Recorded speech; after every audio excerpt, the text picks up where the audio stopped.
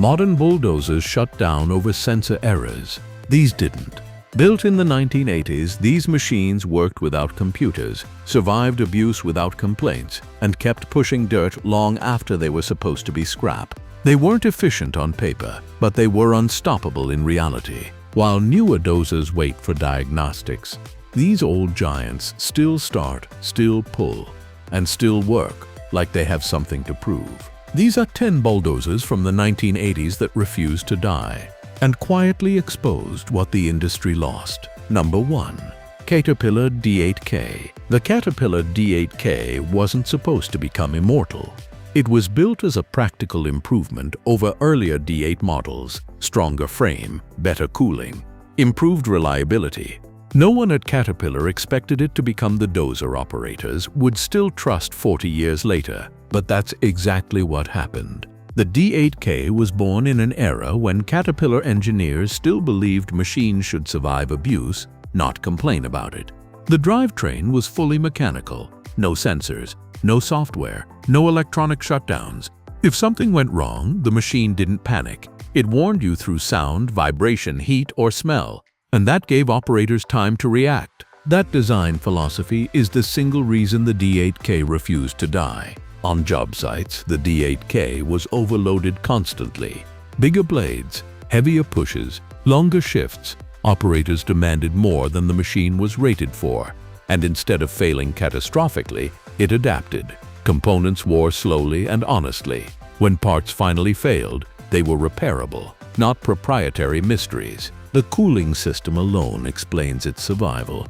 Caterpillar oversized it intentionally, knowing the machine would live in dust, heat, and poor maintenance conditions. Engines stayed alive because temperatures stayed controlled. Modern dozers chase efficiency margins. The D8K chased survival margins. Today, many D8Ks are technically rebuilt machines, but that's the point. They're rebuildable. Frames don't crack easily. Final drives tolerate rebuild after rebuild. Undercarriages can be refreshed instead of replaced entirely.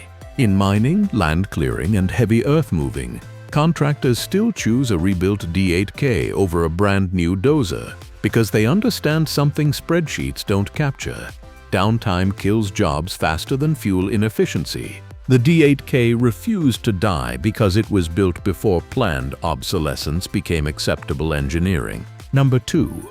Komatsu D155A. When Komatsu released the D155A, it wasn't just launching a bulldozer, it was declaring war on American dominance.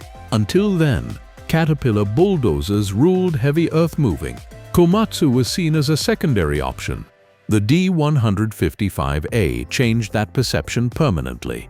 This dozer wasn't designed to impress with brute force alone. It was designed with balance. Komatsu engineers focused obsessively on weight distribution, drivetrain smoothness, and undercarriage wear. Instead of allowing violent torque spikes that destroyed components over time, the D155A delivered power in a controlled, predictable way. That restraint is why it survived. Operators noticed something unusual. The machine didn't beat itself to death. Pins wore evenly. Track life was longer than expected. Engines stayed healthy because they weren't pushed to their limits every second. In the 1980s, many contractors expected Japanese machines to be precise but fragile. The D155A destroyed that stereotype. It proved you could have precision and toughness. The dozer earned a reputation in mining and large-scale earthworks where machines run continuously. These are environments where weaknesses surface quickly. The D155A didn't just survive, it became trusted. Even today, D155As are still working across the world, often rebuilt multiple times because owners understand their behavior. Predictable machines are valuable. You can plan around them. You can fix them without fear of cascading failures. The D155A refused to die because it didn't rely on excess. It relied on discipline. And that discipline quietly forced the entire industry to raise its standards. Number 3. International TD25G. The International Harvester TD25G was never polite. It didn't ease into material. It didn't finesse terrain. It attacked. Built during a time when brute force was still respected, the TD25G was a dozer designed to overpower jobs that stalled everything else. Massive weight, huge torque, a drivetrain that felt closer to railroad equipment than construction machinery. Operators described it as aggressive, and that wasn't a compliment, it was a warning. But aggression is exactly why it survived. The TD25G thrived in land clearing, frozen ground, and heavy ripping, where finesse didn't matter. The machine didn't rely on hydraulic trickery or delicate control systems. It relied on mass and mechanical leverage. Everything about it was oversized. Components weren't optimized, they were reinforced, frames were thick, final drives were massive, controls were simple and direct. Nothing about the TD25G assumed careful operation. That made it perfect for real-world job sites. Even when neglected, the machine didn't collapse. It degraded slowly. Worn components could be rebuilt repeatedly because they weren't engineered to razor-thin tolerances. Many TD25Gs are still alive today because scrapping them doesn't make sense. As long as steel still holds and engines can be rebuilt, the machine keeps working. The TD25G refused to die because it was never pretending to be civilized. It was built to survive chaos, and chaos never went away. Number 4. Fiat-Allis FD30. The Fiat-Allis FD30 didn't fail, it was simply ignored. During the 1980s, Fiat-Allis was caught between identities, European engineering philosophies mixed with American heavy equipment expectations. The FD30 emerged from that tension as a massive, slow, brutally solid bulldozer that prioritized longevity over reputation. It wasn't flashy, it wasn't loud in marketing, but it was serious steel. The FD30's survival came down to conservative engineering. Engines weren't tuned aggressively. Drivetrains were simple and strong. Undercarriages were oversized because Fiat-Allis assumed the machine would be abused. And it was. In quarry work, land development, and industrial earth-moving, the FD30 quietly proved itself. Operators noticed it didn't overheat easily. Components didn't fail suddenly. Repairs were mechanical, not mysterious. Many FD30s survived because replacing them offered no real advantage. Why gamble on complexity when the existing machine still works? That's the ultimate insult to modern equipment, being unnecessary. The FD30 refused to die because it existed before marketing decided machines should feel disposable. Time exposed what brochures never could. It was built to last, not to impress. Number 5. Liebherr PR752. The Liebherr PR752 didn't survive the 1980s by being loud, aggressive, or oversized. It survived by being disciplined. German engineering has always followed a different philosophy from American brute force. Where others added weight and power to compensate for uncertainty, Liebherr reduced uncertainty through precision. The PR752 was built around that mindset. Everything about the machine was balanced. The engine wasn't pushed to its limits. The drivetrain transferred power smoothly instead of violently.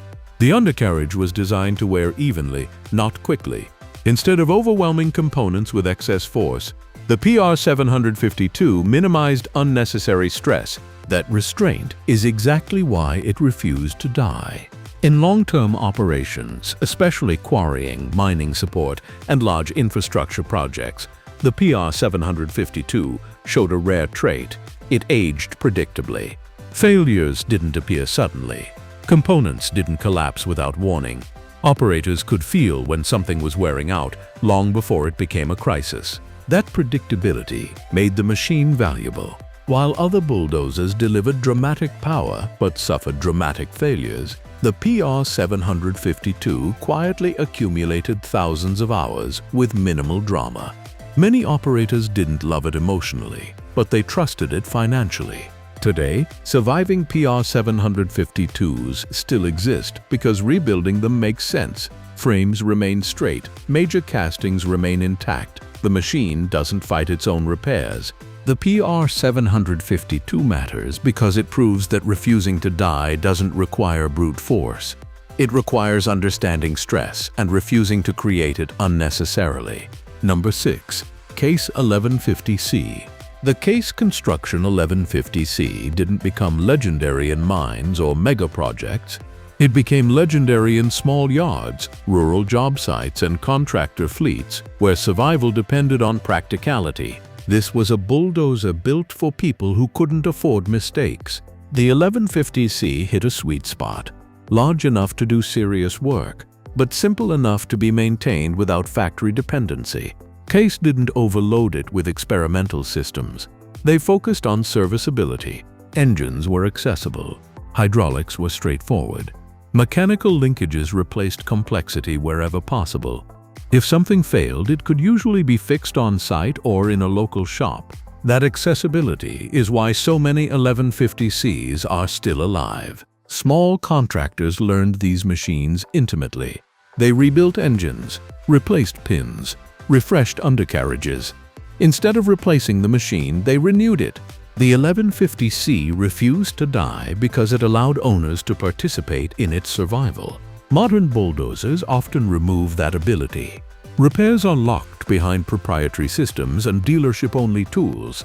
When something goes wrong, replacement becomes cheaper than repair. The 1150C existed before that philosophy took over. It matters today because it shows how durability isn't just about strength, it's about ownership. When people are allowed to fix their machines, machines live longer. Number 7. Allis-Chalmers HD41. The Allis-Chalmers HD41 was a monster, and that was both its strength and its weakness. Designed for massive earth-moving and mining, the HD41 was overbuilt even by 1980 standards. It was heavy, powerful, and expensive. In a market shifting toward efficiency and cost control, that worked against it. But time revealed the truth. The HD41 didn't wear out easily. It endured. Frames resisted fatigue. Drivetrains tolerated punishment. Components were sized with massive safety margins. While lighter machines chased fuel efficiency, the HD41 chased survival. Many HD41s disappeared, not because they failed, but because companies didn't want to own something that refused to become obsolete. They were replaced by machines that looked better on spreadsheets. Yet the HD41s that survived proved nearly indestructible. In harsh mining environments, they ran where others failed. They didn't care about refinement, they cared about leverage, traction, and mass. The HD41 matters because it exposes a contradiction in modern equipment economics. Machines that last too long are bad for sales, but excellent for work. It refused to die because it was built for a world that valued endurance more than efficiency metrics. Number 8. John Deere 850. The John Deere 850 never tried to dominate headlines. It survived by being reasonable. John Deere approached bulldozer design with agricultural discipline machines that work long hours, day after day, without drama. The 850 reflected that philosophy perfectly. Power delivery was smooth. Hydraulics were reliable. Controls were intuitive. Nothing felt rushed or overstressed. Instead of chasing extreme specs, Deere focused on balance. That balance is why the 850 aged so well. Owners didn't fear sudden failures. Wear happened gradually. Problems announced themselves early. Repairs were straightforward.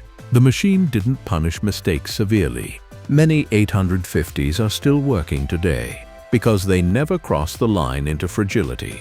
They didn't depend on electronics to manage stress. They avoided creating stress in the first place. The 850 matters because it shows that survival isn't always loud. Sometimes it's quiet, consistent, and boring in the best possible way. And boring machines tend to live the longest. Number 9. Hitachi D10. The Hitachi construction machinery D10 never tried to dominate the conversation. It didn't arrive with bold claims or aggressive marketing. It didn't try to outmuscle American giants or outshine European precision. Instead, it did something far more dangerous to its competitors. It stayed reliable. The D10 was built with a conservative mindset that bordered on caution. Power delivery was smooth, not explosive. Hydraulics were responsive, not violent. Structural components were sized for long-term stress, not short-term performance numbers. In the 1980s, this approach didn't excite buyers. Contractors often gravitated toward louder, heavier, more aggressive bulldozers that felt impressive on day one. The D10 felt calm, but time rewarded calm. On long-running job sites, quarries, infrastructure projects, and industrial earth-moving, the D10 showed its true value. Components didn't fail suddenly. Pins and bushings wore evenly. Engines didn't overheat under continuous load. The machine behaved the same at 10,000 hours as it did at 1,000, just slightly looser, slightly louder, but still honest. That honesty is why many D10s survived, when more impressive machines didn't. Hitachi engineers avoided pushing components to their limits. Instead of extracting every ounce of performance, they preserved margin. That margin absorbed operator mistakes, poor maintenance, and environmental abuse. The D10 refused to die because it didn't rely on heroics. It relied on discipline. Even today, surviving D10s are often found still working in secondary markets, where owners value predictability over prestige. Rebuilding them makes sense, keeping them makes sense, replacing them often doesn't. The D10 matters because it proves that survival doesn't require dominance. It requires consistency. And consistency over decades becomes durability. In a world obsessed with being noticed, the D10 quietly lasted. Number 10. Caterpillar D9H. The Caterpillar D9H didn't just survive the 1980s, it defined them. By the time the D9H entered widespread service, Caterpillar had already built a reputation for durability. But the D9H pushed that reputation into something more dangerous for the industry: expectation. This machine became the benchmark.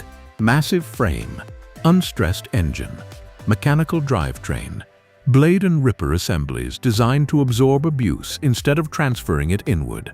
The D9H wasn't delicate anywhere because it wasn't allowed to be. Operators trusted it immediately. They overloaded it.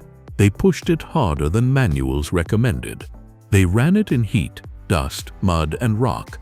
And instead of collapsing, the machine responded with predictable wear and manageable repairs. That predictability is why the D9H refused to die. When newer bulldozers arrived, faster, smarter, more efficient on paper, they were judged against the D9H, and many failed that comparison. They offered improvements, but also introduced risk, sensors, electronics, systems that could stop work entirely over minor faults. The D9H didn't stop working unless something was physically broken. Even today, many operators would rather rebuild a D9H than gamble on a brand new machine that might shut down mid-shift.